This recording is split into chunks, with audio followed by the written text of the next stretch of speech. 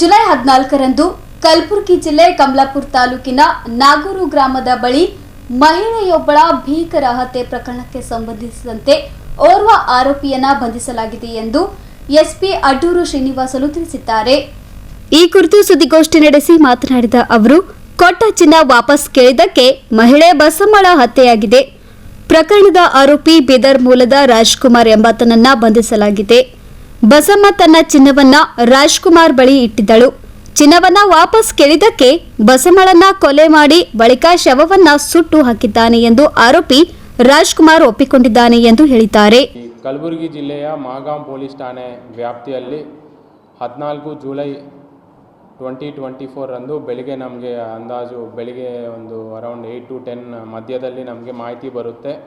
ಮಾಗಾಂ police ಠಾಣೆ ವ್ಯಾಪ್ತಿಯಲ್ಲಿ ನಾಗೂರ್ ಅಂತ ವಿಲೇಜ್ ಬರುತ್ತೆ. ಅಲ್ಲಿ ಡಾಂಬರ್ ರಸ್ತೆಯಲ್ಲಿ ಒಂದು ಡೆಡ್ ಬಾಡಿ ಇದೆ ಅಂತ ನಮ್ಮ ಮಾಹಿತಿ ಬಂದಿದ ಮೇಲೆ ನಮ್ಮೆಲ್ಲ ಇನ್ಸ್ಪೆಕ್ಟರು ಮತ್ತೆಲ್ಲ ಮೇಲಧಿಕಾರಿಗಳಲ್ಲಿ ರೀಚ್ ಮಾಡಿ ಚೆಕ್ ಮಾಡ್ತೀವಿ. ಅದು ರಸ್ತೆ ಪಕ್ಕದಲ್ಲಿ ಒಂದು ಕಲ್ಲಿಂದ ಮುಚ್ಚಾಕಿ ಅದು ಕೆಳಗಡೆ ಅದು ಅಂಡರಲ್ಲಿ ಒಂದು dead body, partially burned dead body ಸಿಗುತ್ತೆ. ಅದು ನೋಡಿದ ತಕ್ಷಣ ಒಂದು ವುಮೆನ್ ಡೆಡ್ ಬಾಡಿ ಅಂತ ನಮ್ಗೆ ಗೊತ್ತಾಗುತ್ತೆ. ಆಮೇಲೆ ವಯಸ್ಸು ಸ್ವಲ್ಪ ಹೆಚ್ಚಿಗೆ ಇರ್ಬೋದು ಅಂತ ಗೊತ್ತಾಗುತ್ತೆ. ಬಟ್ ಬಾಡಿ ಎಲ್ಲ ಬರ್ನ್ಟ್ ಆಗಿರುತ್ತದೆ. ಸೊ ಇನಿಷಿಯಲ್ ಆಗಿ ನಮ್ಗೆ ಯಾವುದೂ ಕ್ಲೂ ಇರಲಿಲ್ಲ ಯಾರು ಏನು ಅಂತ. ತದನಂತರ ನಾವೆಲ್ಲ ಬಾಡಿ ಎಲ್ಲ ಸ್ವಲ್ಪ ಫಾರೆನ್ಸಿಕ್ ಟೀಮ್ ಬರುತ್ತೆ, ನಾವು ಎವಿಡೆನ್ಸಸ್ ಎಲ್ಲ ಕಲೆಕ್ಟ್ ಮಾಡಿದ್ವಿ. ಅಲ್ಲಿ ಸಿಕ್ಕಿರುವಂಥ ಕೆಲವೊಂದು ಎವಿಡೆನ್ಸಸ್ ಆಧಾರದ ಮೇಲೆ ನಾವೆಲ್ಲ ಸ್ವಲ್ಪ ಬಾಡಿ ಕಲಬುರಗಿ ಸಿಟಿಗೆ ಸೇರಿದವರು ಅಂತ ಗೊತ್ತಾಗುತ್ತೆ. ತದನಂತರ ನಾವು ಇನ್ನೂ ಸ್ವಲ್ಪ ಹೆಚ್ಚಿಗೆ ಇನ್ಫಾರ್ಮೇಷನ್ ಕಲೆಕ್ಟ್ ಮಾಡಿದ ಮೇಲೆ ಅವರು ಹೆಸರು ಎಲ್ಲ ನಮ್ಗೆ ಗೊತ್ತಾಗುತ್ತೆ. ಅವರ ಹೆಸರು ಬಸಮ್ಮ ಅಂತ. ಅವರು ಅಂದಾಜು 60 ಇಯರ್ಸ್ ಆ್ಯಂಡ್ ಅಬೌವ್ 68 ಇಯರ್ಸ್ ಅಂತ ನಾವು ಮೆನ್ಷನ್ ಮಾಡಿದ್ವಿ. ಅವರು ಸೂಪರ್ ಮಾರ್ಕೆಟ್ ಏರಿಯಾದಲ್ಲಿ ಇರ್ತಾರೆ. ಬಟ್ ಅವ್ರಿಗೆ ಓನ್ ಮನೆ ಅಂತೂ ಇಲ್ಲ. ಬಟ್ ಅಲ್ಲೇ ಎಲ್ಲಾದರೂ ಊಟ ಮಾಡೋದು ಬರುವುದು ಅಲ್ಲೇ ಇರುವುದು ಅಂಥದ್ದು ಕೆಲಸ ಮಾಡ್ಕೊಂಡಿರ್ತಾರೆ. ಇವರು ಅಂತ ಗೊತ್ತಾಗಿದ ಮೇಲೆ ನಾವು ಕೊಲೆ ಪ್ರಕರಣವನ್ನು ಮಹಗಾಂವ್ ಪೊಲೀಸ್ ಠಾಣೆಯಲ್ಲಿ ದಾಖಲಿಸಿಕೊಂಡು ಇನ್ಸ್ಪೆಕ್ಟರ್ ನಾರಾಯಣ್ ಅವರಿಗೆ ತನಿಖಾಧಿಕಾರಿಯಾಗಿ ನೇಮಿಸಿಕೊಂಡು ಅವ್ರಿಗೆ ತನಿಖೆ ಕೈಗೊಳ್ಳಿ ಅಂತ ಆದೇಶ ನೀಡಿರುತ್ತೇನೆ. ಅದಕ್ಕೆ ಸ್ಪೆಷಲಾಗಿ ಒಂದು ತಂಡವನ್ನು ರಚನೆ ಮಾಡಿದ್ವಿ. ಅದು ಮಹಗಾಂವ್ ಪೊಲೀಸ್ ಸ್ಟೇಷನ್ ಅಲ್ಲ, ಬೇರೆ ಪೊಲೀಸ್ ಸ್ಟೇಷನ್ ವ್ಯಾಪ್ತಿಯಲ್ಲಿ ಸಿಬ್ಬಂದಿನೂ ತಗೊಂಡು ಒಂದು ನಾರಾಯಣ್ ಅಂಡರಲ್ಲಿ ಒಂದು ತಂಡವನ್ನು ರಚನೆ ಮಾಡಿದ್ದು. ಅದಕ್ಕೆ ASP ಅವರು ಸೂಪರ್ವಿಷನ್ ಮಾಡಬೇಕು ಅಂತ ಹೇಳಿದ್ವಿ. ಈ ತಂಡದಲ್ಲಿ ನಾರಾಯಣ್ CPI ಅವರು ರೂರಲ್ ಸರ್ಕಿಲ್ ಮತ್ತು PSI ಮಾಗಾಂವ್ ಆಶಾ ರಾಥೋಡ್ ಅವರು ಮತ್ತು Balram HC 140, Kupendra HC 65, Ashok AHC 60, Sharanabasappa CPC 119, Siddhalinga CPC 457, Basavaraj CPC 409 and Ramalinga CPC 194. ಇವರನ್ನೊಂದು ತಂಡ ರಚನೆ ಮಾಡಿ ನಾವು ಫಸ್ಟ್ ಇನಿಷಿಯಲ್ ಆಗಿ ನಮಗೆ ಯಾವುದೇ ಕ್ಲೂ ಸಿಗಲ್ಲ. ಯಾಕಂದರೆ ಅವರು ಆರೋಪಿ ಹತ್ರ ಯಾವುದೇ ಕಾರಣಕ್ಕಾಗಿ ಮೊಬೈಲು ಯೂಸ್ ಮಾಡಲ್ಲ ಮತ್ತು ಅವ್ರ ಮನೆ ಇಲ್ಲ, ಪ್ಲಸ್ ಅವ್ರಿಗೆ ಯಾರೂ ಸಂಬಂಧಿಕರೂ ಇಲ್ಲ ಅಲ್ಲಿ ಇರುವಂಥವ್ರು. ಅವರು ಒಬ್ಬರೇ ಇರ್ತಿದ್ರು, ಒಬ್ಬರೇ ಹೋಗಿ ಅಲ್ಲೇ ಸೂಪರ್ ಮಾರ್ಕೆಟಲ್ಲಿ ಊಟ ಮಾಡ್ತಿದ್ರು ಬರ್ತಿದ್ರು. ಸೊ ಬಟ್ ಅದರಿಂದ ನಮ್ಗೆ ಯಾವ ತರಹ ಟೆಕ್ನಿಕಲ್ ಎವಿಡೆನ್ಸಸ್ಸಲ್ಲಿ ನಮ್ಗೆ ಹೆಲ್ಪ್ ಆಗಿರೋದಿಲ್ಲ.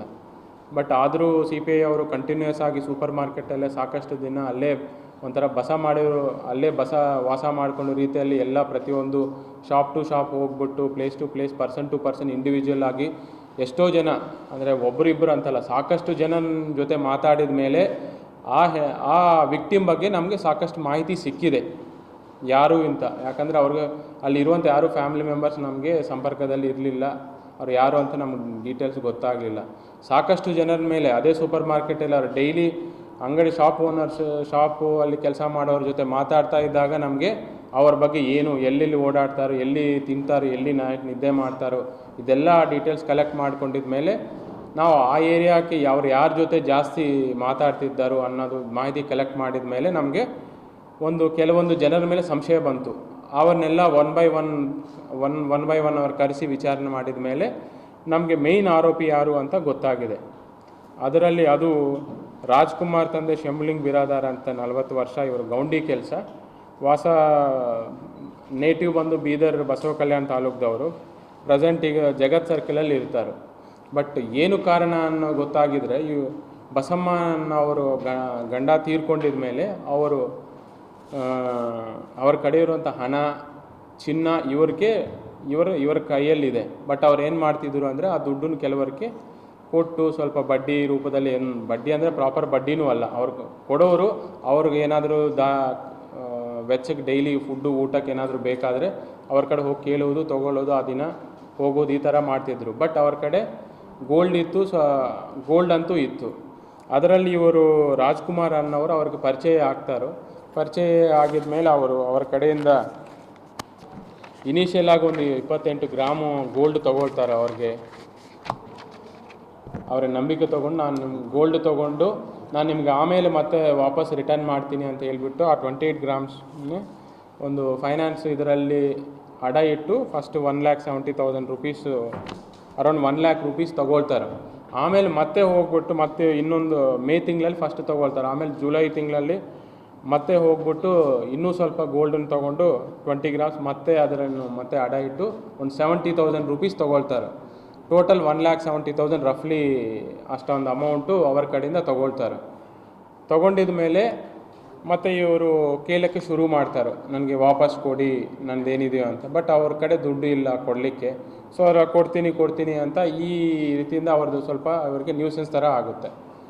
ಮತ್ತು ಅವರು ಪದೇ ಆಚೆ ಹೋಗ್ಬಿಟ್ಟು ಬೇರೆಯವ್ರಿಗೆಲ್ಲ ಹೇಳ್ತಿದ್ರು, ಈ ಥರ ದುಡ್ಡು ತೊಗೊಂಡಿದ್ರು, ಚಿನ್ನ ತೊಗೊಂಡಿದ್ರು, ವಾಪಸ್ ಕೊಡಲಿಲ್ಲ ಅಂತ ಹೇಳ್ಬಿಟ್ಟು. ಅದು ಅವರು ಈ ಥರ ಪ್ಲ್ಯಾನ್ ಮಾಡಿಕೊಂಡು ಅವ್ರನ್ನೇ ಎಲಿಮಿನೇಟ್ ಮಾಡಿದರೆ ನಮ್ಗೆ ಯಾವುದೂ ತೊಂದರೆ ಇಲ್ಲ ಅಂತ ಪ್ಲ್ಯಾನ್ ಮಾಡಿಕೊಂಡು ಒಂದಿನ ಅವ್ರಿಗೆ ಊಟ ಕೊಡಿಸ್ತೀನಿ ಅಂತ ನೆಪದಲ್ಲಿ ಅವ್ರಿಗೆ ಒಂದು ಬೈಕ್ ಇದೆ, ಮೋಟರ್ ಸೈಕಲ್ ಬೈಕಲ್ಲಿ ಅವ್ರನ್ನ ಕೂರಿಸ್ಕೊಂಡು ಈ towards Humnabad ring road cross ಮಾಡಿಕೊಂಡು ಕುರಿಕೋಟ ಸೈಡ್ ಹೋಗ್ತಾರೆ. ಅಲ್ಲಿ ಹೋಗೋ ರಸ್ತೆಯಲ್ಲಿ ಒಂದು ಪೆಟ್ರೋಲ್ ಪಂಪ್ ಕಡೆ ಫ್ಯೂಯಲ್ ಒಂದು ಅರೌಂಡ್ ಪೆಟ್ರೋಲ್ ಒಂದು ಖರೀದಿ ಮಾಡಿಕೊಂಡು ಅಲ್ಲಿಂದ ನಾಗೂರ್ ಸೈಡ್ ಬ್ರಿಡ್ಜ್ ಕಡೆ ಹೋಗ್ತಾರೆ.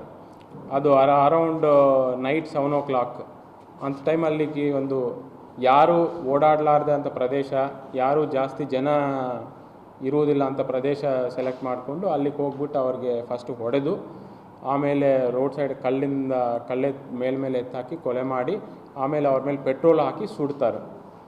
ಸುಟ್ಟಿದ ಮೇಲೆ ಅವ್ರ ಮೇಲೆ ಮತ್ತೆ ಕಲ್ಲೆಲ್ಲ ಕ್ಲಿಯರಾಗಿ ಯಾರಿಗೂ ಕಾಣದಂಥ ರೀತಿಯಲ್ಲಿ ಕಲ್ಲಿನ ಮೇಲೆ ಹಾಕಿ ಮುಚ್ಚಿ ಹಾಕಿ ವಾಪಸ್ ಬಂದುಬಿಡ್ತಾರೆ. So bureau report in Gulbarga news.